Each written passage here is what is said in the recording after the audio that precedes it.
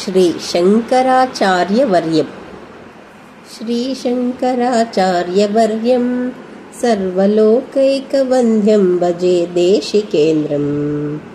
धर्मप्रचारेति दक्षं योगिगोविन्दपादाप्तसन्न्यासदीक्षं दूर्वादिगर्वापनोदं पद्मपादादिशिष्यालिसंसेव्यपादम् शङ्काद्रिदम्भोलिलीलं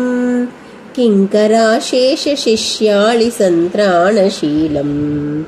बालार्कनीकाशचेलं बोधिताशेषवेदान्तगूढार्थजालं रुद्राक्षमालाविभूषं चन्द्रमौळीश्वराराधनावाप्ततोषं विद्राविताशेषदोषं भद्रपूगप्रदं भक्तलोकस्य नित्यं पापाटवीचित्रभानुं ज्ञानदीपेन हार्दं तमोवारयन्तं द्वैपायनप्रीतिभाजं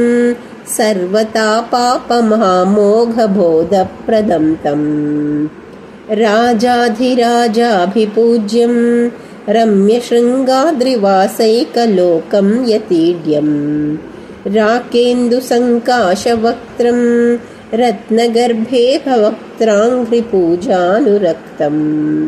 श्रीभारतीतीर्थगीतं शङ्करार्यास्तवं यः पठेद्भक्तियुक्तः सोऽवाप्नुयात् सर्वमिष्टं शङ्कराचार्यवर्यप्रसादेन तूर्णम्